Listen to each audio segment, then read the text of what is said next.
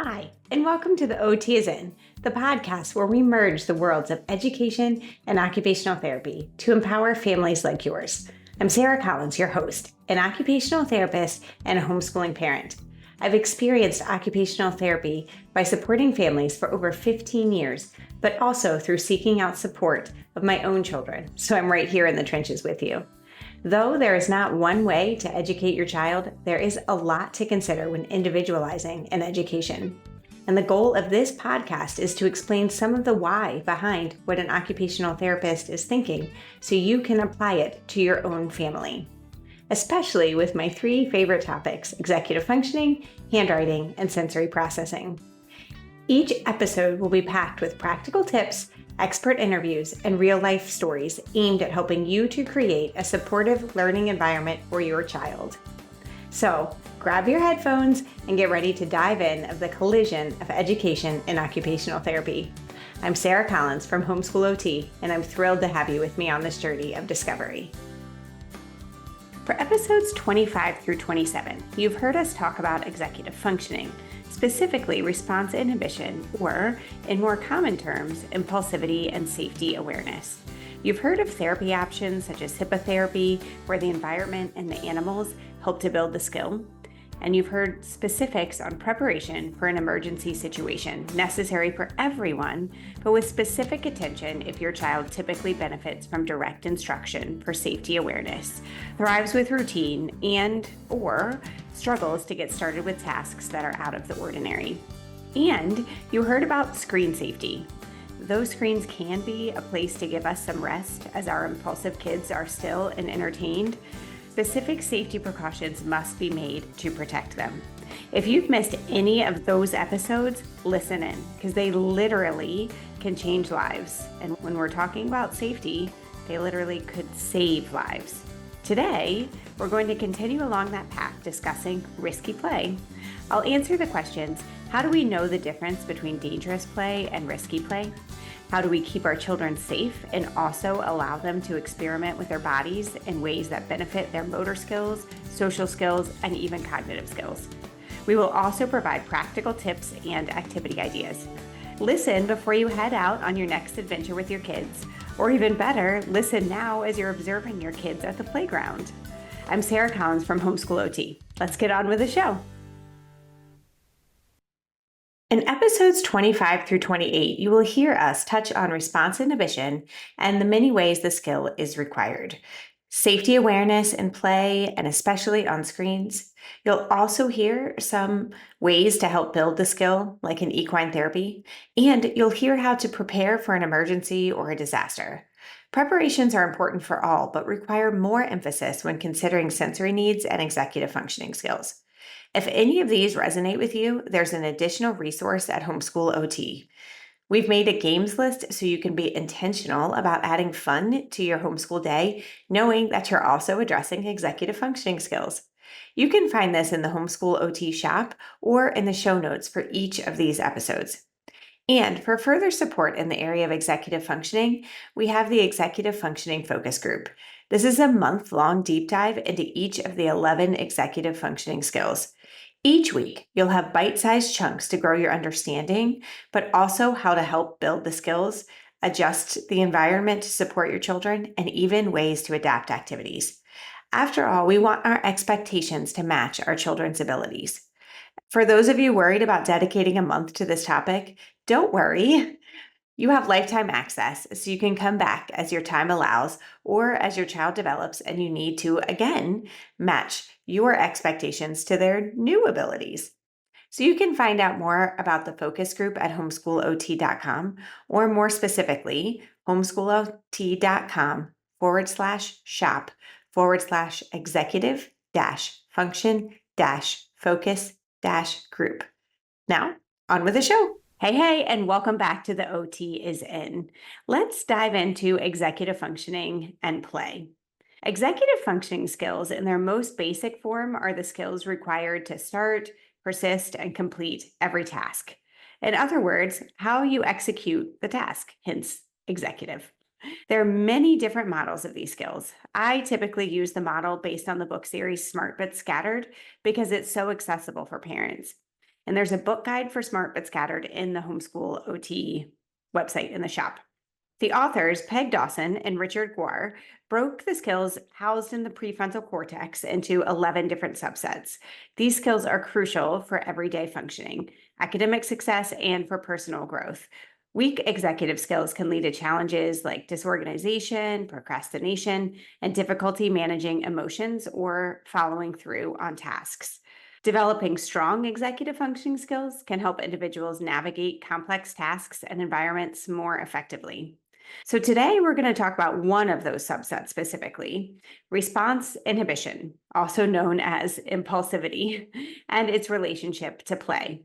Response inhibition is what allows the pause to think. Is this a good idea? Or is this safe for me? Or is this even a kind thing to say? And according to Smart But Scattered, it begins to develop early, within the first 6 to 12 months, when babies can ignore one stimuli and reach for another, or choose to visually track mommy walk across the room, even when their sister is laying next to them, jib-jabbering, or even touching them. At least was the experience with my poor second born. As time goes on, practically speaking, response inhibition is what allows kids to stop and look for cars rather than running in the street after a ball, or wait until you hand them a cookie rather than reaching onto the hot cookie sheet as they come out of the oven. We as parents begin to trust and allow them to increase their independence when we know they're safely evaluating their own circumstances. So let's look at this in terms of risky play. The Canadian Pediatric Society defines risky play as thrilling and exciting forms of free play that involve uncertainty of outcome and a possibility of physical injury. They go further on to explain that there's 8 different types of risky play: playing at height, playing at speed, play involving tools, play involving potentially dangerous elements, rough and tumble play, play with risk for disappearing or getting lost, play with involving impact, and vicarious play. So let's dig into these, because my guess right now is that you're either saying, Sarah, I have no idea what you're talking about, or Sarah, you're nuts. I'm not giving my kids fireworks while they run on a trampoline, crash into their friends who find them while they play hide and seek. Right? Because combining all these together would be really dangerous. But one at a time, dangerous play turns into risky play, which is really important for development. So here's some examples of each of these using my own children. Playing at height. So at one of our local playgrounds, it has netting that almost looks like a really thick spider web and then a rope that you walk to another piece of netting or like another spider web. Side note, it's at one of our schools, and right after it opened, someone broke their ankle, and then they only allowed one person at a time on this equipment. So kids literally spent the majority of their time standing in line at the playground. Initially, my kids would climb up this web with me standing behind them for support. And this was risky enough because of balance and motor planning. And as time went on, they would grab onto the net and then climb alone. And eventually, they started sitting on the rope in between to scoot to the next web-like net. But as time passed, and one would shake the rope as the other walked across, more time passed, and then they started running across the rope and diving into the other net. So without each of the steps, this could be dangerous. Hence, the little person who broke their ankle on the very first day of school, right? And without that opportunity, though, my kids also wouldn't learn what safety precautions they required or how to advocate for themselves. They had to be able to engage in that risk to know how and when to ask for assistance. And they had that privilege because it was just me who was there with them, rather than parents or teachers who have to be involved and watch all of those kids. So you can recognize why the safety precautions would be different when it's a family versus when it's large crowds. All right, playing at speed. This includes bicycling, sledding, sliding, riding dirt bikes. We often start with little guys, our little guys at least, with big wheels or tricycles. I even remember running with a grocery cart from the car to the area where those grocery carts are put away in the parking lot. This gave them, our kids, a tiny little bit of speed, yet they were clearly supported. Then came balance bikes for us. Now, for my daughter, she would nicely start on our even driveway and go to the next person's driveway and stand and wait to if she even had to wait because she was going pretty slowly. Speed was not a desire for her. But when my son started on the balance bike, he would lift his feet up and go down our driveway, flying and screaming the entire way. This was an example of how his lack of response inhibition turned risky play into dangerous play really quickly.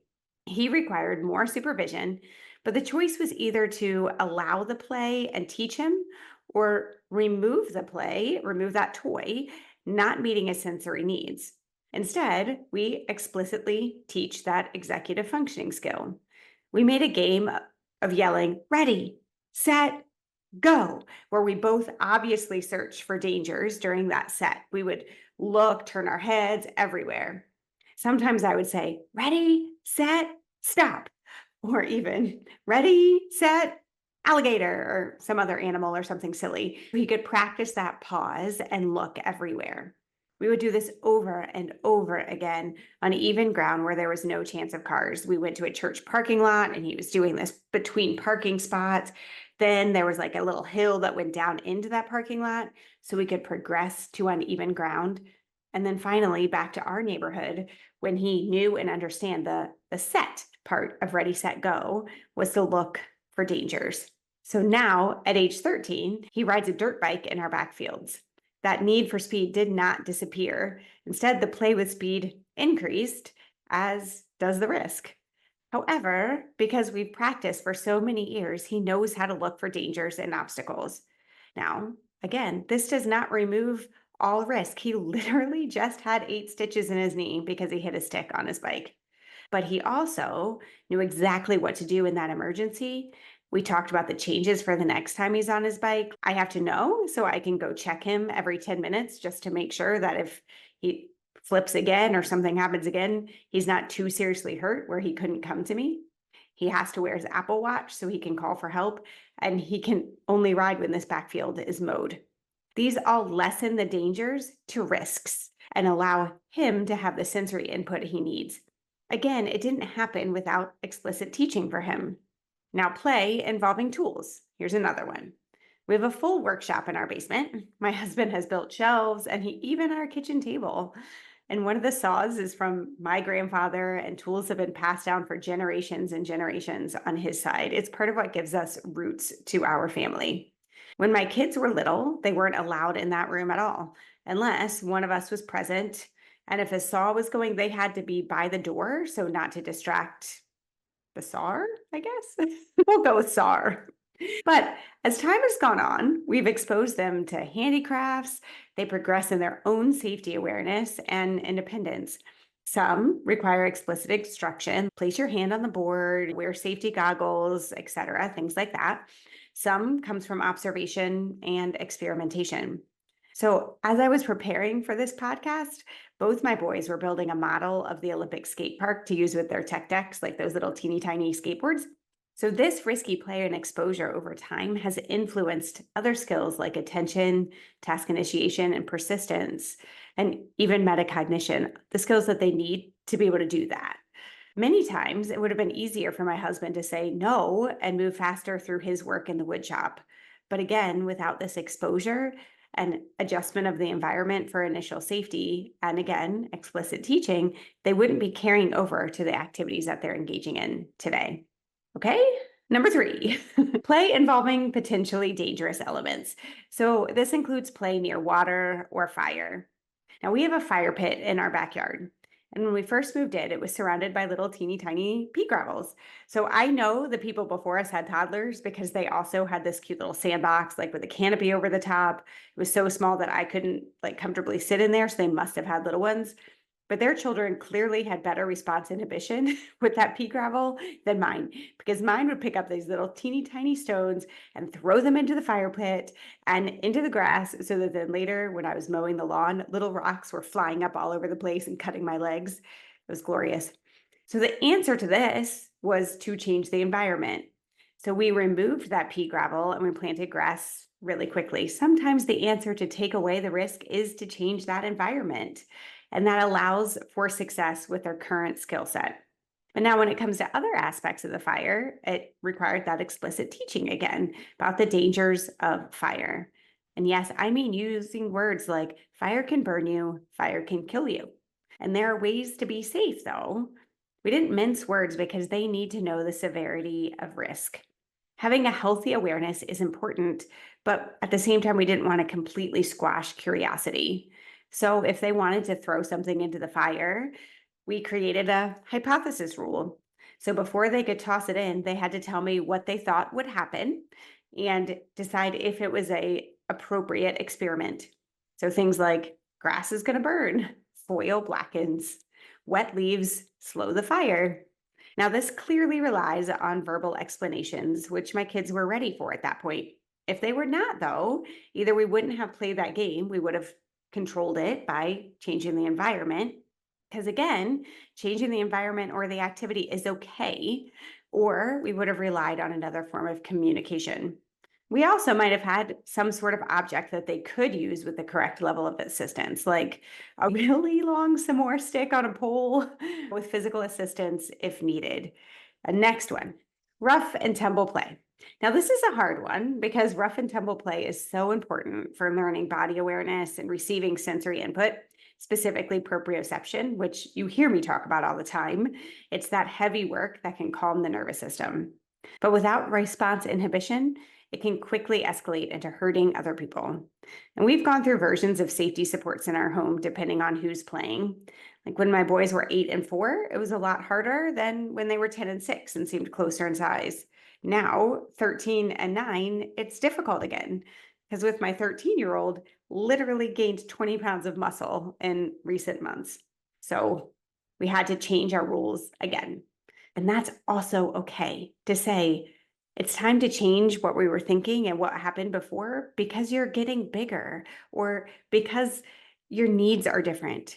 Like rules do not have to be that concrete forever. Now, our first rule here is place. We have a play area that is clear of coffee table corners, family heirlooms, countertops that could potentially break open heads. This is either upstairs or outside on the trampoline where wrestling or rough and tumble play occurs. If it starts in other areas, we simply say, where should you be? Because of the age difference, we also have them say their own point of the game. Most of the time, my boys like to play knee hockey. So it has a start and a finish, right? Or they play gaga ball outside or some other game that they've made up, but they've defined the beginning and the end already. And this is fine because when they define their own rules, they're not imposed by me. This also gives a chance to practice no means no, and you are in charge of your own body. Both sides of that, saying no and respecting the no, require practice. If yesterday you feel like tackling was okay, but today it isn't, you can say that, but you have to explicitly say it because no one reads minds. These skills to practice are imperative for our children. All right, next one. Are you keeping it all in, guys? Play with risk for disappearing or getting lost. This is the epitome of hide and seek tag, which why is that extra word necessary? We certainly didn't have it, but whatever. Or capture the flag. Thankfully, most of these games are great for neighborhoods or multi-age play. My youngest is the youngest in our neighborhood, actually. And when he was little, there was typically an older kid that felt honored to be his buddy. I've watched his games like this turn up in co-ops at recess or get-togethers or on the playground with kids that don't even know each other's names. Multi-age play is so beautiful and so important. However, there was a time when one of my boys would take an opportunity like this to climb so high in a tree that no one could get him. And because of his body awareness, the climbing itself didn't concern me, because remember that discussion we had with playing at height and speed. However, it isn't fair in that game, and other kids would get frustrated. So this was a time when we had to adapt that activity. We ended up giving him a walkie-talkie, and when someone could describe his location, it counted as catching him. So this again, it changed the activity some, but it allowed the activity to be kept safe for everyone. So having a toolbox, both figuratively and literally, so carrying your walkie-talkies, can allow for our kids that struggle more with executive functioning, specifically response inhibition, to participate. All right, play involving impact. So this is somewhat similar to rough and tumble play because it's often necessary for kids to have impact to calm their nervous systems. It's that deep pressure through the joints. It's organizing, and it also increases body awareness. When you understand your body more, you're able to take in more information and maintain focus for longer. The reverse is also true, though. If we're constantly telling them no, they're ignoring their body's signals, which can negatively affect attention, working memory, and emotional control. Again, this doesn't mean that our kids can crash into walls, break things, or hit us, but instead it means we need to give them spaces to safely do those things and get the proprioception that they need. For years, we kept our crib mattress after our kids stopped sleeping in cribs. My son would flop off the toy box or a chair or whatever and land on that mattress. And then as he grew, we purchased a punching bag and a trampoline. So I know trampolines can be controversial, and my own niece broke her femur on a trampoline because of a double jump. They require some judgment in risky versus dangerous, which really depends person to person. In our house, jumping only happens with one person on the trampoline. Otherwise, it's used for gaga ball or games like Dead Man. Again, why do games have these names? But for us, because the need for impact to regulate the nervous system, yet great body awareness, the trampoline is risky play and not dangerous play. Again, every family needs to evaluate this for themselves. Now, play involving impact includes hockey. This season, my son at the age of 13 begins checking in hockey. So if you see me on any Saturday or Sunday, you will likely hear or other types of loud gasps. His need for this risky play hasn't changed, yet his response inhibition, emotional control, and attention have developed because of the risky play. You'll likely find him in an adult hockey league at some point because I don't imagine that this will ever change. So finally, the last type of risky play, vicarious play. And this refers to watching others engage in risky play. It's me gasping on the sidelines of the hockey games, or little siblings watching older kids climb trees, play parts of hide and seek. It's equally important to model so that we can learn how to participate and eventually imitate behaviors. Let's take a second and let all of these definitions sink in, because it was hopefully a lot. Before we go on, I want to take a second to thank you for being here. Many of you started listening to the OT is In podcast after hearing some of my sessions during the convention season in June. I am so thrilled that you are all here, and I so appreciated your feedback.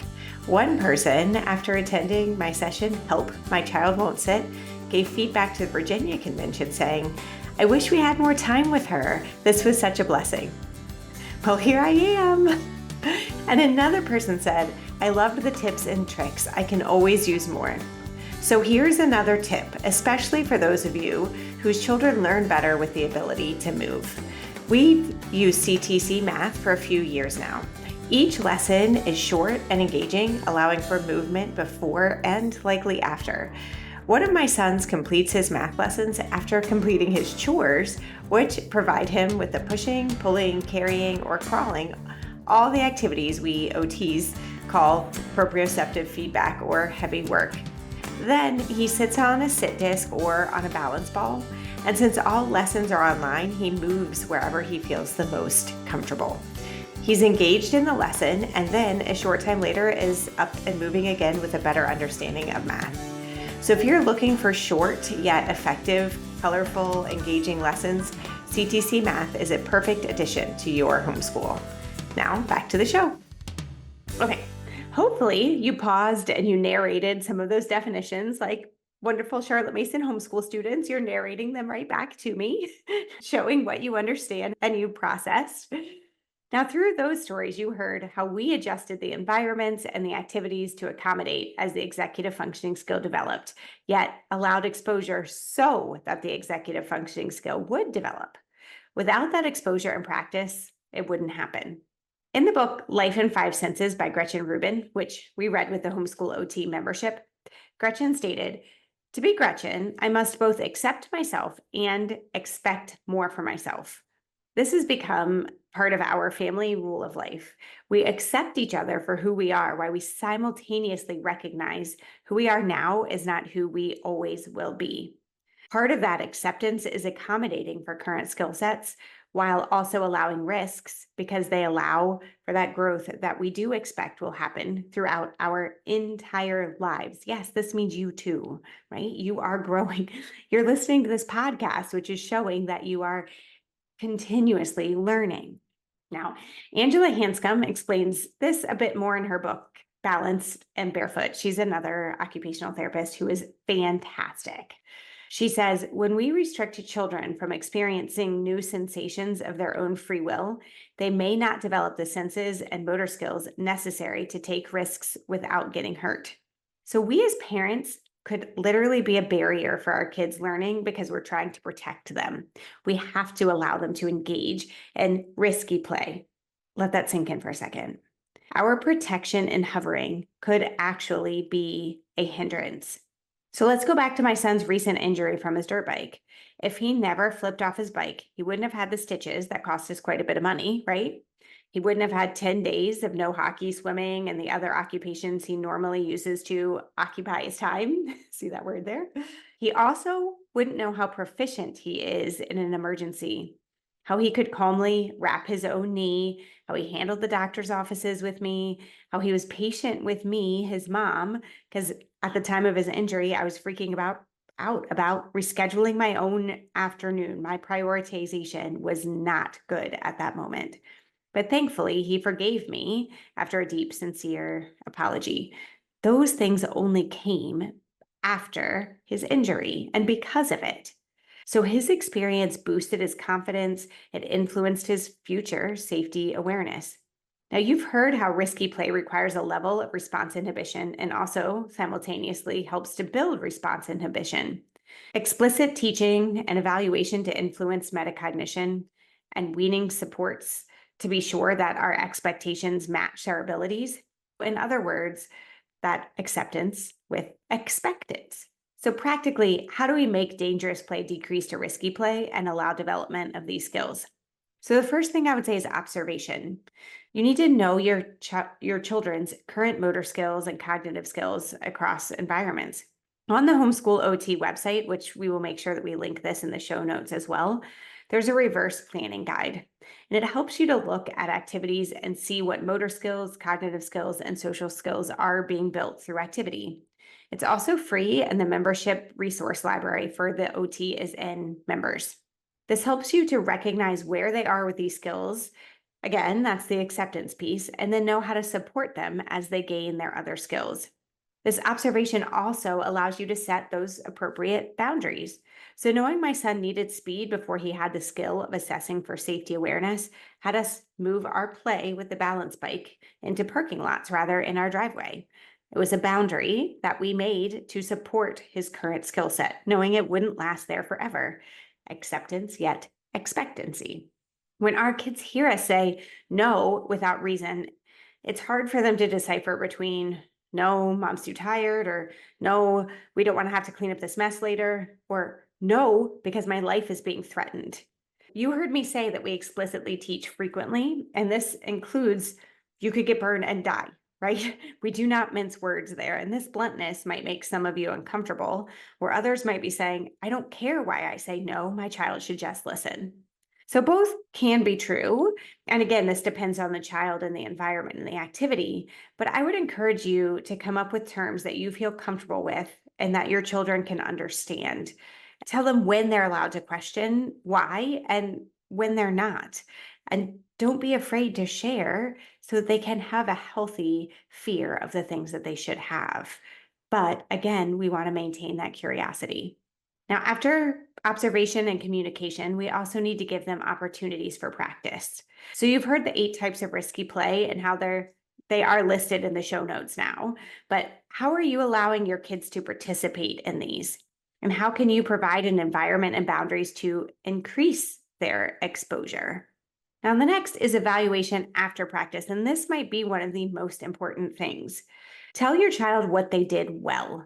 Ask them if there's anything that they want to change. So some things like, I saw you climb up that net when I was behind you. Did you feel safe? Do you think you could try it on your own? Or I heard you upstairs playing knee hockey and yell, ouch. How'd you move on from that? Or these sticks are really rough, so we thought they would stick together to make a great fort, but instead they all fell. How could we change that? So this evaluation cues them into their own body, their own needs, and helps them to plan for the next time. So accepting and accommodating for our children's current state, yet allowing them those opportunities and exposure while expecting that they will grow and change are both necessary. So you as the caregiver have a big role to play in this, which often starts with that observation and communication. I also want you to know that you're supported. You heard many of my strategies, but know most of these came about because as a parent, I had a choice to make. Either allow my child to seek the sensory input that he needed, which required me to change the environment and sometimes activities, as well as really teach response inhibition, or know about that without these risks, he wouldn't be accepted. He wouldn't likely develop that attention, persistence, and emotional control that comes along with this type of play. If you want to dig further into any of these concepts, Homeschool OT is here for community with our weekly office hours, for support, as well as loads of resources in that resource library. There are classes specifically on executive functioning so that you can better learn to observe and accommodate your child, and also through consultations where we meet one-to-one for support, resources, and recommendations. Guys, homeschooling is not alone schooling, and you are totally accepted here, but with the expectation that you're also always learning. So thank you for being here today, and I hope now you go and play with your kiddos. Have a great one.